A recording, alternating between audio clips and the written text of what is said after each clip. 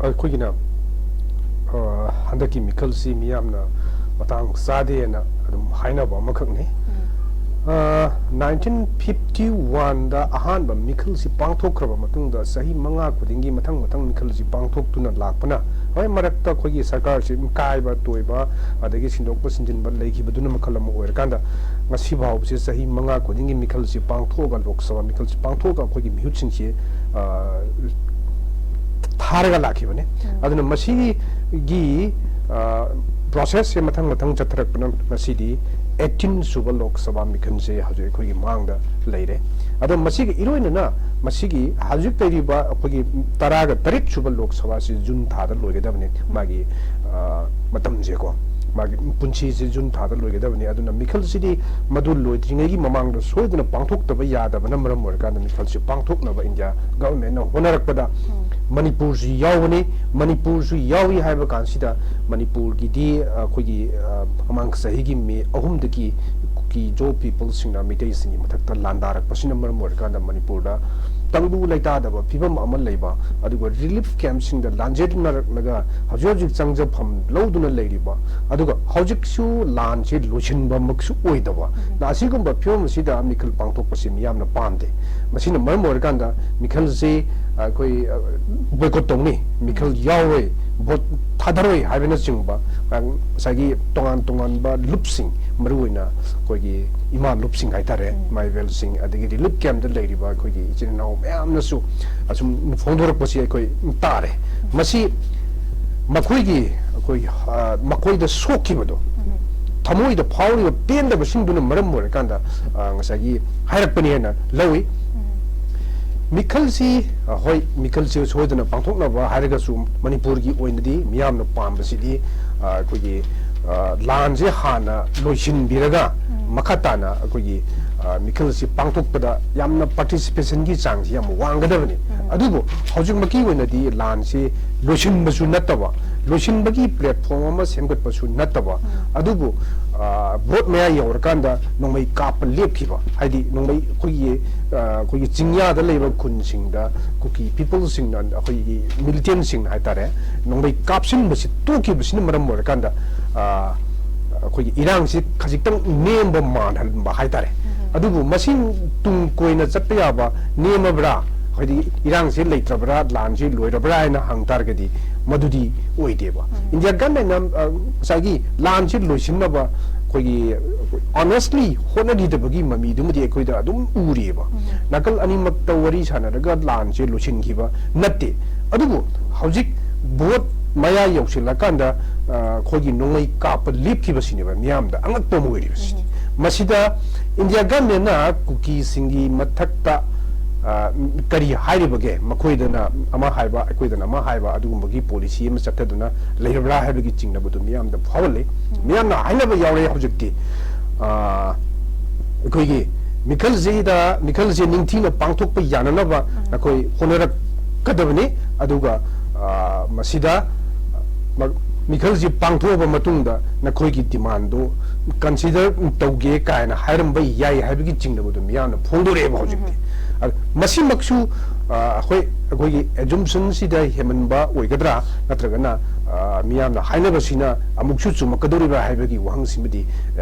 ꯂꯩꯇꯕ ꯅꯠꯇꯦꯕ ꯑꯗꯨ ꯆꯞ ꯆꯥꯅꯗꯤ ꯍꯥꯏꯕ ꯉꯝꯗ꯭ꯔꯒꯁꯨ ꯀꯔꯤꯒꯨꯝꯕ ꯋꯥꯐꯝ ꯈꯔ ꯂꯩꯕꯅ ꯃꯔꯝ ꯑꯣꯏꯔꯀꯥꯟꯗ ꯀꯨꯀꯤ ꯃꯤꯂꯤꯇꯦꯟꯁꯤꯡꯅ ꯃꯤꯇꯩ ꯈꯨꯟꯁꯤꯡꯗ ꯅꯣꯡꯃꯩ ꯀꯥꯞꯁꯤꯜꯂꯛꯄ ꯂꯦꯞꯄꯅꯤ ꯍꯥꯏꯅ ꯂꯧꯕ ꯌꯥꯏꯑꯕ ꯃꯔꯝ ꯑꯃꯠꯇ ꯂꯩꯗꯅ ꯅꯣꯡꯃꯩ ꯀꯥꯞꯄ ꯋꯥꯔꯦꯅ ꯄꯣꯊꯥꯕꯗꯤ ꯅꯠꯇꯦꯕ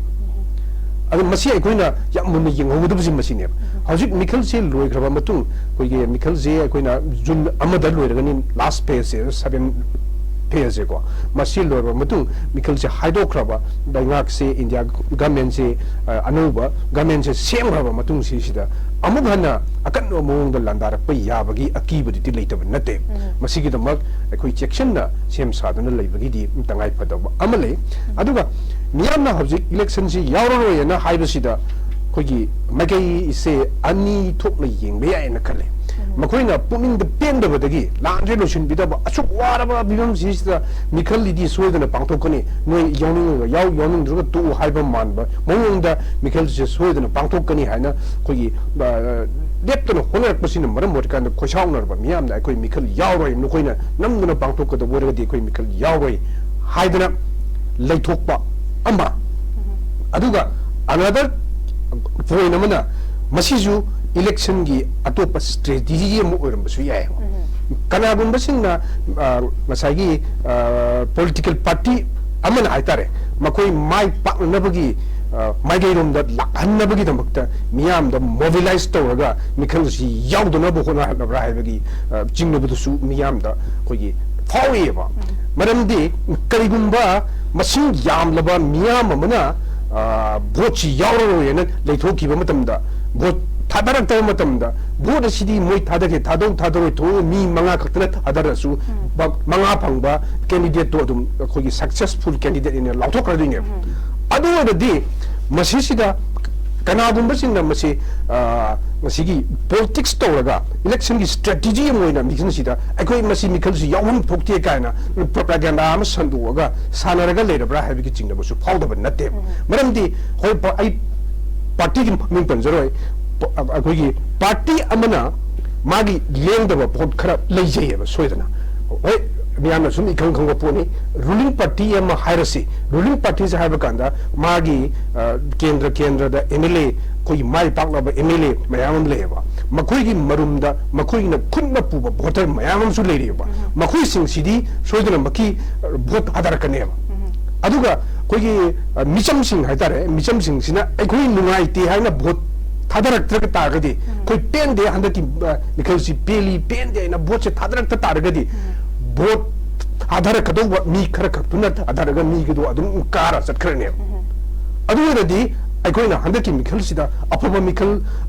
ohensi aduga achumba afaba aikoi gi voice se manipuri gi haidi hojik tholi ba lansi gi amadi manipur gi issue me amsi parliament ta pukut pangam gadaba matik chaba candidate ama khanji mirek mama ohensi ena hairi basidi soidan bagi feloi ne batati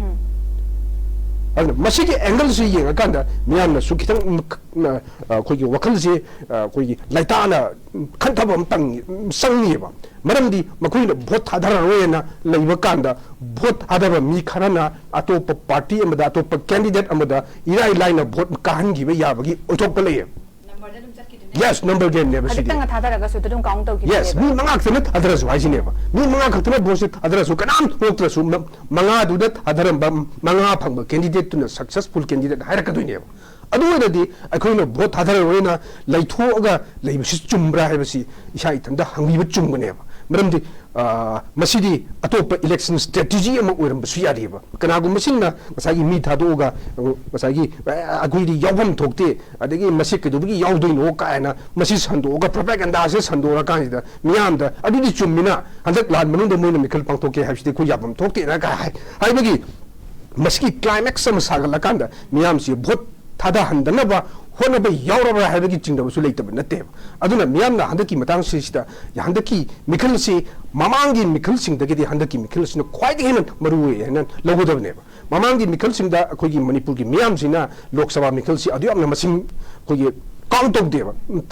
थादरसु अखोई अकाय वदि दिल्लीगी मिखनबु कायना तोलगा मिसि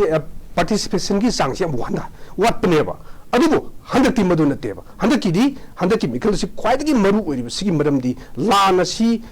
थोखिबा अदुगा लानसी त मितै सिंगी voice कनामतन अबिगिदबा सिगुंब मयाम से येंगांदा अखोइगी voice parliament निंगथिना put up तोबंगंबा मी अमा मथौ तारेबा मदुगिदम ख्वाइदगी फरबा ख्वाइदगी खुदोंग साबा मतम से लाखपा कांदा अखोइ खुदिमंगना लेथोकपु चुमदे ना हाइनिंगे बाइदे अदे पेंदबदी लेरंगने अखोइजु फील तोवे खोइगी रिलीफ कैम्प दा साबो चादबोय अफंग खरा चारगा अदगी सरकार पिबे चिंग हवाई खरा थोंग निमित खुदिंग हवाई थोंग चारगा लेरगा अदगी उरुबदा मागी मांगधब लम थुम अदगी सोअबा अदगी मबुंग मोपा मचे मचन काइना खरबा मयाम दुना करिगी मिखल यौनिंग दोइनो यौनिंग बमदी थोक्तेबा मसाना आई मिखलसी यारोयना हाइरपा ओइरंबसु याय अदुबु सिदा मानबमदी यावरेबा masida miyam si vote thada handragadi kanagumba party amadadi hena tongjaba leiganeba masi yenglaga miyamna vote thadabagi thadaroi hanan lepagi ngasagi wakalon si khajitang khanthabi but chumbaina khali mata vote thadaroi na leithogan leibagi mohot adomgi right to hak to nintijana exercise to view aduga apamba mida vote pibiu aduga matik chaba ekhogi candidate to the vote piraga matik chaba mute to ekhoi matang sisida अकोई select तहुसी मधु नत्रबा मथंगी सही मंगासु अकोई मसीगी film सिदगी सुंग होंदबसु यायबा अदु अंतंग हाइजगे ममांगी कोई लोक सभा दा 17 लोक सभा सिदा मणिपुर दगी एमपी अनि चटली अमना आरके रंजन ने अदुगा आउटर गी दना एनपीएफ की लोहो एस फोजे जिनेबा अदुगा मसीदा अकोइना फंगबा रेकॉर्ड की मतुंगिना आरके रंजन ना हौखिबा सही मंगा सिदा पार्लियामेंट ता क्वेश्चन तरा खा हंगे only 10 question aduga sagi author gi npf ki kogi mp loro s proje question kunsa mapan hange masi yung biyo ba sumaina manipur gi voice पुकत्तना असुमक लैतारगदी अखोगी सी अखोगी इशू सी करम कांदा मियाम उबिगनी करम कांदा लोसिनगनी हाइबदु अखोई यामना वागनी मथंग सही मंगासु हेन वाबा फिबम मदन लाकपसु याय अदुना असिगुम्बा फिबम सी तादनबैदमक्ता अखोइना हंदकी सी असिददी चप चाबा अफब मिहुचे अखोई खलौसी होय आरके रंजन सी ममांगदा माना भोट काबा कांदा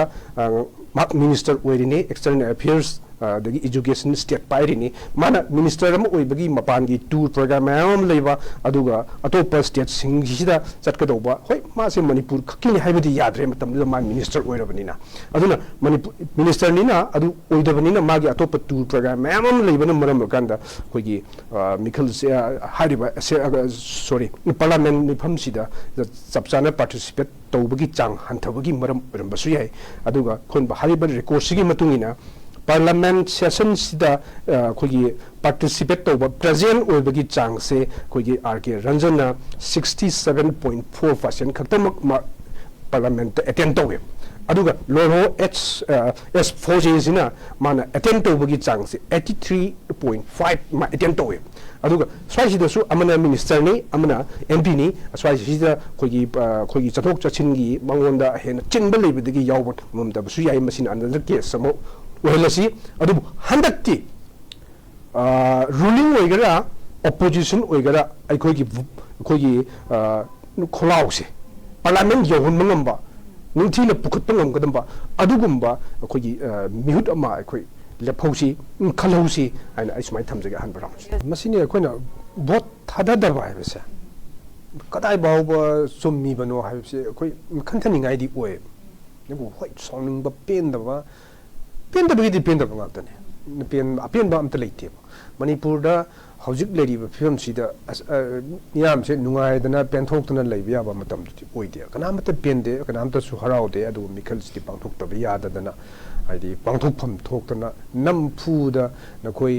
हानगेरा सुनगेरा खोइदि मिखल पांथोक्ता यादे दुनेबा अदुना अदुगुबा फिल्म जुदा खोइ हौजिक मिखल से पांथोक्पगी फिल्म जुदा लेरे अदुना मिखल से पांथोक्पदा कोई भोट से यावे है एक्स कौब मीवे यावे वाई दो यावे है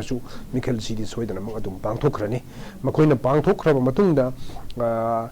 सगी मिखल सिदा मी खरा खंगना भोट हादरगा मखोगी अपाम्बा मिहुत्तु लौगिबा अदुगा खोगी भोट थादबा हौदबा सिंगदुना मखोगी अपाम्बदुदी फंगहौदबा हाइतारे अदुगुमा फिबम अमदा सोइदना लेगनी भोट थादररोय हाइबा मी मसिंगजिना असुम हेंगत लाइबा मखै कनागुम्बा कैंडिडेट अमददी यामना हेना तोंजबा ओइगनी हाइबसिमा निंगसिंगबियो अदुगा मधु होय मधु ngakta मयामदा कोगी भोट सिदा हेक्ता कोई हुपना ngसागी यावगदमनी सिदा तौगदमनी लावगदमनी फोंगदमनी हाइबगी वफमदुदी नचदे एटलीस्ट आगी भोटर मोइबगी हकतुदी मांगनबदु चुम्ब्रा हाइबसी अमुतंग खंथा हनिंगी हाइतारे हादिगी हजिक भोट थादररोयना हारिबा कोई मरुना इमाइबेल सिंह अदगी चिनाओ मयामसी मखोइदा पेंदबसी ꯄꯦꯟꯗꯕ ꯁꯤꯒꯤ ꯆꯥꯡꯁꯤꯗꯤ ꯀꯔꯤꯗ ꯑꯣꯜꯂꯒ ꯍꯥꯏꯕ ꯉꯝꯗꯣꯏꯅꯣꯁꯦ ꯈꯪꯗ꯭ꯔꯦꯕ ꯑꯗꯨꯅ ꯍꯥꯏꯕ ꯉꯝꯃꯣꯏ ꯄꯦꯟꯗꯕꯒꯤꯗꯤ ꯌꯥꯝ ꯋꯥꯡꯈ꯭ꯔꯦ ꯍꯥꯏꯇꯥꯔꯦ ꯑꯗꯨꯅ ꯃꯁꯤꯁꯤꯗ ꯃꯗꯨꯅ ꯃꯔꯝ ꯑꯣꯏꯔꯒ ꯑꯩꯒꯤ ꯐꯪꯐꯝ ꯊꯣꯛꯄ ꯑꯩꯉꯣꯟꯗ ꯂꯩꯖꯕ ꯍꯛꯇꯨ ꯐꯥꯎꯕ ꯏꯁꯥꯅ ꯁꯤꯖꯤꯟꯅꯍꯧꯗꯕ ꯍꯥꯏꯕꯁꯦ ꯃꯁꯤꯃꯗꯤ ꯇꯨꯡꯗ ꯌꯥꯝꯅ ꯅꯤꯡꯉꯝꯗꯕ ꯑꯃ ꯑꯣꯏꯔꯛꯄꯁꯨ ꯌꯥꯏ ꯃꯔꯝ ꯑꯗꯨꯅ ꯑꯩꯈꯣꯏꯅ ꯃꯇꯥꯡ ꯆꯥꯔꯤꯉꯩꯁꯤꯗ ꯑꯩꯈꯣꯏꯒꯤ ꯃꯤꯍꯨꯠꯁꯦ ꯑꯩꯈꯣꯏ ꯆꯞ ꯆꯥꯕ ꯑꯩꯈꯣꯏꯅ ꯑꯩꯈꯣꯏꯒꯤ ꯍꯛꯁꯦ ꯁꯤꯖꯤꯟꯅꯔꯒ ꯃꯤꯍꯨꯠꯁꯦ ꯈꯪꯍꯧꯕ ꯆꯨꯝꯒꯅꯤꯅ ꯈꯜꯂꯤ ꯑꯩꯈꯣꯏꯅ ꯃꯁꯤꯗꯅꯤ ꯑꯩꯅ ꯃꯤꯌꯥꯝꯅ ꯚꯣꯠ ꯊꯥꯗꯔꯔꯣꯏ ꯍꯥꯏꯔꯛꯄꯁꯤꯗ ꯀꯅꯥꯒꯨꯝꯕꯁꯤꯡꯅ ꯏꯟꯁꯇꯤꯒꯦꯠ ꯇꯧꯕ ꯌꯥꯎꯕ꯭ꯔꯥ ꯃꯁꯤꯁꯤꯗ ꯂꯣꯕꯤ ꯇꯧꯔꯒ ꯃꯁꯤ ꯑꯩꯈꯣꯏꯒꯤ ꯏꯂꯦꯛꯁꯟ ꯍꯥꯏꯁꯤ ꯄꯣꯂꯤꯇꯤꯛꯁ ꯍꯥꯏꯁꯤ ꯇꯝꯕ ꯉꯝꯗꯦꯕ ꯄꯣꯂꯤꯇꯤꯛꯁ ꯍꯥꯏꯁꯤ ꯈ꯭ꯋꯥꯏꯗꯒꯤ ꯁꯥꯊꯤꯕ ꯑꯃꯈꯛꯅꯦꯕ ꯑꯗꯨꯅ ꯃꯁꯤ ꯄꯣꯂꯤꯇꯤꯛꯁ ꯍꯥꯏꯕꯁꯤ ꯑꯃꯔꯣꯝꯗ ꯃꯩꯅꯦꯕ ꯃꯁꯤꯗꯤ ꯃꯩ ꯍꯥꯏꯕꯁꯤ ꯃꯉꯥꯜ ꯊꯣꯛꯏ ꯃꯥꯕꯨ ꯄꯥꯏꯔꯒ ꯁꯥꯟꯅꯔꯤꯕ ꯃꯤꯗꯨ ꯃꯤꯅ ꯃꯁꯛ ꯈꯪꯉꯤ ꯃꯉꯥꯜ ꯄꯣꯂꯤꯇꯤꯛꯁꯇꯨꯒꯤ ꯃꯉꯥꯜꯗꯨꯅ ꯃꯔꯝ ꯑꯣꯏꯔꯀꯥꯟꯗ ꯑꯗꯨꯅ ꯃꯗꯨꯕꯨ ꯐꯪꯅꯅꯕ ꯍꯣꯠꯅꯕ ꯀꯥꯟꯗ ꯉꯁꯥꯏꯒꯤ ꯃꯈꯣꯏꯗꯤ ꯆꯨꯝꯕ ꯂꯥꯟꯕ ꯍꯥꯏꯕꯗꯨ ꯁꯨꯡꯊꯤ ꯊꯤꯔꯣꯏ ꯃꯣꯏ ꯑꯄꯥꯝꯕꯗꯨ ꯐꯪꯅꯅꯕꯔꯣꯝꯗ ꯆꯠꯈꯤꯅꯦꯕ ꯑꯗꯨꯅ ꯏꯂꯦꯛꯁꯟꯁꯤꯗ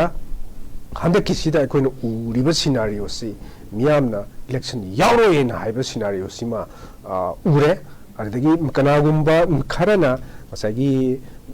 ꯃꯤꯈꯜꯁꯤꯒꯤꯗꯃꯛꯇ ꯍꯧ ꯆꯣꯡꯕ ꯃꯤꯁꯨ ꯂꯩꯇꯕ ꯅꯠꯇꯦꯕ ꯑꯗꯨꯝ ꯂꯩꯌꯦꯕ ꯏꯚꯟ ꯉꯔꯥꯡꯒꯤ ꯑꯩꯈꯣꯏꯅ ꯀꯪꯒ꯭ꯔꯦꯁ ꯄꯥꯔꯇꯤꯒꯤ ꯂꯤꯒꯦꯜ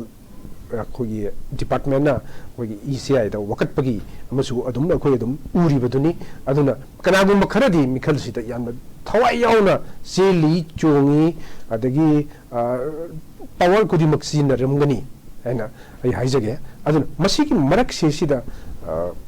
ꯍꯣꯏ BJPꯒꯤ ꯀꯦꯟꯗꯤꯗꯦꯠ ꯑꯗꯒꯤ ꯀꯪꯒ꯭ꯔꯦꯁꯀꯤ RPI ꯑꯊꯋꯥꯂꯩꯒꯤ ꯂꯩꯔꯤꯕ ꯃꯃꯤꯡ ꯂꯣꯏꯅꯃꯛ ꯄꯟꯖꯗ꯭ꯔꯒꯁꯨ ꯍꯥꯏꯔꯤꯕ ꯀꯦꯟꯗꯤꯗꯦꯠꯁꯤꯡꯁꯤꯒꯤ ꯃꯅꯨꯡꯗ ꯑꯗꯣꯝꯅ ꯑꯄꯥꯝꯕꯗꯤ ꯑꯃꯗꯤ ꯁꯣꯏꯗꯅꯃꯛꯀꯤ ꯚꯣꯠ ꯊꯥꯗꯕꯤꯌꯨ ꯍꯥꯏꯕꯁꯤꯅꯦꯕ ꯍꯥꯏꯅꯤꯡꯉꯤꯗꯤ ꯃꯔꯝꯗꯤ ꯑꯗꯣꯝꯅ ꯑꯗꯣꯝꯒꯤ ꯑꯦꯛꯁꯔꯁꯥꯏꯁ ꯚꯣꯠꯀꯤ ꯑꯩꯈꯣꯏꯒꯤ ꯍꯛꯇꯨ ꯑꯦꯛꯁꯔꯁꯥꯏꯁ ꯚꯣꯇꯤꯡ ꯔꯥꯏꯠꯇꯨ ꯑꯦꯛꯁꯔꯁꯥꯏꯁ ꯇꯧꯔꯛꯇꯕ ꯃꯇꯝꯗ ꯀꯅꯥꯒꯨꯝꯕ ꯈꯔꯗꯗꯤ ꯌꯥꯝꯅ ꯍꯦꯟꯅ ꯑꯆꯧꯕ ꯈꯨꯗꯣꯡꯆꯥꯕ ꯑꯃ ꯐꯪꯈꯤꯅꯦꯕ ꯃꯗꯨꯅ ꯃꯔꯝ ꯑꯣꯏꯔꯀꯥꯟꯗ ꯑꯩꯈꯣꯏꯅ ꯄꯥꯝꯃꯤꯕ ꯑꯩꯈꯣꯏꯒꯤ ꯀꯦꯟꯗꯤꯗꯦꯠ ꯅꯠꯇ꯭ꯔꯒ ꯑꯩꯈꯣꯏꯒꯤ ꯃꯤꯍꯨꯠꯇꯨ ꯑꯣꯏꯔꯛꯇꯕ ꯌꯥꯏ ꯑꯗꯨꯅ ꯃꯗꯨ ꯑꯩꯈꯣꯏꯒꯤ ꯑꯄꯥꯝꯕꯗꯨ ꯑꯣꯏꯍꯟꯅꯕꯒꯤꯗꯃꯛ ꯑꯗꯣꯝꯒꯤ ꯑꯄꯥꯝꯕ ꯃꯤꯔꯦꯞ ꯑꯃꯗ ꯚꯣꯠ ꯊꯥꯗꯕꯤꯕ ꯍꯥꯏꯕꯁꯤꯃꯗꯤ ꯈ꯭ꯋꯥꯏꯗꯒꯤ ꯆꯨꯝꯕ ꯈꯣꯡꯊꯥꯡ ꯑꯃ ꯑꯣꯏꯒꯅꯤꯅ ꯈꯜꯂꯤ ꯑꯩꯈꯣꯏꯒꯤ ꯉꯥꯏꯍꯥꯛ ꯄꯦꯟꯗꯕꯒꯤ ꯁꯥꯎꯅꯤꯡꯕꯒꯤ ꯍꯧꯖꯤꯛ ꯂꯩꯔꯤꯕ ꯍꯥꯏꯁꯤꯅꯤ ꯃꯁꯤꯗ ꯁꯥꯎꯅꯤꯡꯉꯤꯕ ꯄꯦꯟꯗ꯭ꯔꯤꯕ ꯁꯤꯒꯤ ꯆꯥꯡꯁꯤ ꯀꯩꯅꯣ ꯑꯣꯟꯒꯗꯒꯦ ꯍꯥꯏꯕ ꯉꯝꯗ꯭ꯔꯕꯅꯦꯕ ꯑꯗꯨꯅ ꯃꯗꯨꯗꯤ ꯃꯤꯄꯨꯝ ꯈꯨꯗꯤꯡꯃꯛꯇ ꯐꯤꯜ ꯇꯧꯏ ꯑꯗꯨꯒ ꯃꯔꯨꯑꯣꯏꯅ ꯀꯥ ꯍꯦꯟꯅ ꯅꯨꯡꯉꯥꯏꯔꯝꯃꯣꯏꯗꯧꯔꯤꯕ ꯄꯦꯜꯂꯝꯃꯣꯏꯗꯧꯔꯤꯁꯤꯗꯤ ꯑꯩꯈꯣꯏꯒꯤ ꯂꯥꯟꯖꯦꯟꯅꯔꯛꯇꯅ ꯑꯩꯈꯣꯏꯒꯤ ꯔꯤꯂꯤꯞ ꯀꯦꯝꯞꯁꯤꯡꯗ ꯑꯋꯥꯕ ꯈꯥꯡꯉꯤꯕ ꯑꯩꯈꯣꯏꯒꯤ ꯏꯆꯤꯟ ꯏꯅꯥꯎ ꯃꯌꯥꯝꯁꯤꯅꯦꯕ ꯃꯈꯣꯏꯗ ꯚꯣꯠ ꯂꯥꯛꯀꯅꯤ ꯍꯥꯏꯕꯒꯤ ꯍꯔꯥꯎꯕ ꯀꯩꯁꯨ ꯂꯩꯔꯝꯃꯣꯏ ꯑꯩꯈꯣꯏꯅ ꯃꯤꯍꯨꯠꯁꯦ ꯈꯟꯒꯅꯤ ꯍꯥꯏꯕꯒꯤ ꯃꯈꯣꯏꯗ ꯃꯗꯨꯒꯤ ꯍꯔꯥꯎꯕ ꯅꯠꯇ꯭ꯔꯒ ꯄꯦꯟꯊꯣꯛꯄ ꯅꯨꯡꯉꯥꯏꯕꯗꯣ ꯑꯃꯐꯥꯎ ꯂꯩꯔꯝꯃꯣꯏ ꯃꯗꯨꯅ ꯃꯔꯝ ꯑꯣꯏꯔꯒ ꯍꯥꯏꯔꯛꯄꯁꯨ ꯑꯣꯏꯔꯝꯕ ꯌꯥꯏ ꯑꯗꯨꯒ ꯀꯅꯥꯒꯨꯝꯕꯁꯤꯡꯅ ꯂꯣꯕꯤ ꯇꯧꯔꯒ ꯃꯁꯤꯗ ꯇꯥꯅꯅꯕ ꯁꯤꯟꯕ ꯌꯥꯎꯔꯝꯂꯣꯏ ꯍꯥꯏꯕꯁꯨ ꯍꯥꯏꯕ ꯉꯝꯗꯦ ꯑꯗꯨꯅ ꯃꯁꯤ ꯃꯨꯟꯅ ꯅꯩꯅꯕꯤꯔꯕ ꯃꯇꯨꯡꯗ ꯃꯤꯌꯥꯝꯅ ꯆꯞ ꯆꯥꯕ ꯗꯤꯁꯤꯖꯟ ꯑꯃ ꯂꯧꯍꯧꯒꯗꯕꯅꯤ ꯍꯥꯏꯕꯗꯤ ꯃꯃꯥꯡꯒꯤ ꯉꯁꯥꯏꯁꯨ ꯍꯥꯏꯖꯈ꯭ꯔꯦ ꯍꯟꯗꯛꯀꯤ ꯃꯤꯈꯜ ꯑꯁꯤꯅ ꯃꯃꯥꯡꯒꯤ ꯃꯤꯈꯜꯁꯤꯡꯗꯒꯤ ꯍꯦꯟꯅ ꯃꯔꯨꯑꯣꯏꯅ ꯍꯥꯏꯖꯔꯤꯁꯦ ꯑꯗꯨꯅ ꯑꯩꯈꯣꯏꯅ ꯑꯩꯈꯣꯏꯒꯤ ꯏꯃꯥꯡꯗ ꯂꯩꯔꯕ ꯇꯥꯟꯖꯥ ꯈꯨꯗꯣꯡꯆꯥꯕ ꯃꯤꯍꯨꯠ ꯑꯐꯕ ꯈꯜꯍꯧꯅꯕꯒꯤ ꯈꯨꯗꯣꯡꯆꯥꯕꯁꯤ ꯃꯥꯡꯍꯟꯕꯁꯤ ꯆꯨꯝꯕ꯭ꯔꯥ ꯍꯥꯏꯕꯁꯤ ꯑꯃꯨꯛꯇꯪ ꯏꯁꯥꯗ ꯍꯪꯉꯒ ꯌꯦꯡꯕꯤꯌꯨ ꯑꯗꯨꯒ ꯃꯗꯨꯒꯤ ꯄꯥꯎꯈꯨꯝꯗꯨ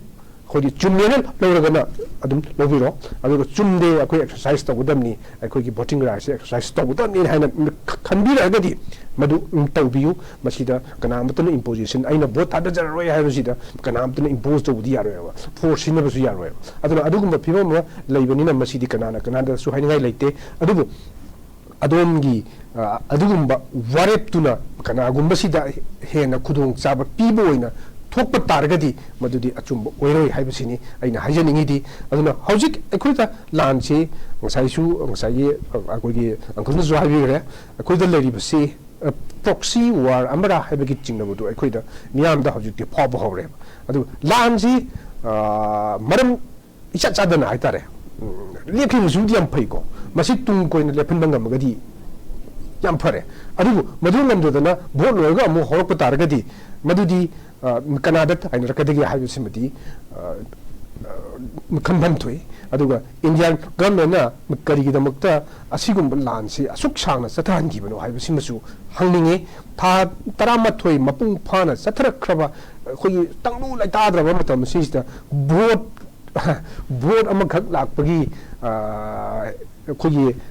masigi election schedule se lauthokhiba matungdaga nongoi makol ga tagidabasidi yamna angakpa tare miyamda ko ngakpadagi ngakpada masidi henen makpa leitre aduga madusu waroshinam ta leitaba masagi nakal anigi makta yanare harga lansi lepnarasi ne lepasuna tab ada India government amuka masisu hek khogi lansi khogi solution ma pore mokhogi apamadu pire natraga pidre sida yana halle haibagi adugumba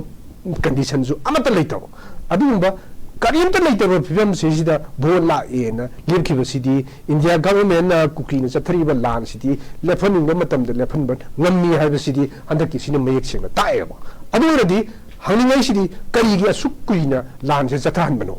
mising marakta leiriba miyam sibu India gi citizen mo oidrabraba karigi asukkuina sangla matamchi walino bola amdradi hojusum lan se dum lehi gadraba nomisum katna hidraba aduna asugumba wahang mayamsi lakpa kandadi kari haini pakhum sidi pibi gadawa miduna pibidramina khoidi wahang si waina lahinbadu si khakta ngaire na haitai aduna upai leite sidi asigumba system amagi manungda leirubanina pendabasi khoi khara adum khanga leiba masina kadai phawa kayam kuina khanga leiba ngamdoriba haibisisu ningsing chummi karigumba khangban ngambagi pangkhai do lanthokhiba matamdadi masida oheningdaba phibam ama yamna sathiba phibam ama oirakpa yai haibasi India government nasu adagi Manipur government nasu ningsingpham toina khalli the miyamsi sananingba matamda sanaba makhoi apa matamda politics tawraga khana hanba amadamu injanba amadamu kai kai no hajinba asigumbagi politics sidi tawidaba phai yami miyamdi santi pami tangdu laitana hingba magi development gi karigi imungi machagi masugi khallaga thabak tawgadauba mathangi sahi gi damakta mathangi damakta plan tawraga degidabadu nine fail hele sidi hongari brava mahaki policy amakhak pandam amakhak phangnaba honaba kanda Manipur da mi asyam sinba habisibu sibu chumbrava masidi yam chumdaba thawang amakhakne haini aduga masigi mahiju soidana phangpham thoi aduna nongmadi soidana phangani Manipur da asigumba hana sunabagi thawdok ama thongiba habase masidi yamna ikai ningai oba amakhakni ne swai thamsagi yamse ai pabung da laksa dringai da ozana huji pokhat ki point phasaba sing da pabung question ma cham tang pokhat jing ngom jing lai kano khoi ozana yam tentak na thambi oza akhoi gi ngasai gi CM gi banglo mamang sidai da CM gi kano gi secretary ki sidai da akhoi gi maru ina ima event sing haiba tare mayam la kan da koi gi gari mayam tungan balam sing sidai gi la kan da paira kan da da una bagi na chingba du poto lai bada gi khoi gi congress ki site gi haiba tare ECI da amadi CEO da akhoi model code of conduct thamkra matung da masi laiba maram se maduna thugaibagi macha ama oigadaba oiragadi masi thijin biwai ba wafam jing musu thamgre adu mayam haina re bese koi tonga base akhoi gi convince tawna ba akhoi gi kano akhoi gi phagi budi oiraga su haiba tare kano gi yoksangi pesa ye libra natra kana imai ben jing jibu convince tawna ba tawlibra kari strategy sanai se haibna jingba khangudram dana sigum ba mayam ba akhoi gi praja gi machin opinion haiba tare sumaina su mayam ma lai haiba tare sai wise kano ozama tentak na kano tawbiram ai pabu miyam gi chin haibisi kanana su thingba ngmoi ado haidi yam hainingde adubu miyam na hainabuduni aini haijari agi famdi natte miyam hani se yam hainare somda madugi video clip mayam ama viral satle viral oire chief minister gi banglo da kogi imai bel mayam ama msanghiba masibu kari tawri jano kaina hangnaba pasa kyam yeli jano kaina hangnarpa ado pielamba sui khangge yelamda sui ya sum khaki wari sanaba development gi kari gi laikai gi mayama adugi wari sanaba oiramba sui ya adubu social media haibusimadi thingmungambagi wang maduda leigibani na panghai da haina rakani maduda haina singdu loinamuk chumba haibududi haiba ngamoi paisa khara mana akogi खरा खरा अदुम यंथोक यंजिन तौई कायना हाइबसु ताई अदुगा सुमना उनबा चलुबनी हाइबसु हाय अदुगा मदुगी मरक्त उनरुरगा थोलक्पा खोगी इमाइबेल सिंगदा हंगबदना अदुसु असुमना सुम वरि सानसी हाइरक्पदगी संगुबनी उनरुबनी ना हाइबा अदुसु अदुम ताई अदुना असिगुंबा person सि मयाम मा Thuy अदुना करमबना असुमनो हाइबदुदी Kanasu हाइबंगा मोय अदुबु खोगी Congress party की लीगल डिपार्टमेंट ना खोगी केस अमा अदुगुंबा खोगी सीएम की बंगलोदा खोगी इलेक्शन कोड ऑफ कंडक्ट से सनग्रबा मतुंगदा करिगी मी मयाम कौरगा उनबनो हाइबसि मसी इलेक्शन कोड ऑफ कंडक्ट सोक्तबरा हैना अदुगी वांग अमा लाई अदुगी मथक्ता इमा नोंथांग लेमा स्कीम हाइबरा खोगी नुपी चाही निफू की मथक्ता लेबा नुपी सिंगदा था खुदिंगी लुपा चंगा पीबगी स्कीम अमा हंदक्ता लॉन्च तौगिबदु मदुगी हौजिकसु अदुम प्रोसेस फॉर्म थाजिनबगी करिगी अदुम चनदुन लेरी मदु इलेक्शन कोड ऑफ कंडक्ट से लेरीनेदा मदु चनहनबा याब्रा हाइबगी क्वेश्चन तौरी मदु नतना खोगी एजुकेशन डिपार्टमेंट की खोगी थथबक खोगी प्राइमरी टीचर मैम अमा कौबगी ओफम मसु खोगी एम्प्लॉयमेंट एक्सचेंज लाखनबगी सिगुम वहंग मैम अमा कांग्रेस पार्टी की माइकैदगी ईसीआई दा अमदि ईसीओ दा हंगबा लेरे मदुगी पाखुमदो ला मतुंगदा ngsagi कोड ऑफ कंडक्ट सो ई सोक्ते हाइददी मखोइना सोदनबगी रूलिंग अमा पिरानी मदु भाउदे को येंगी बतायन बाय थमसे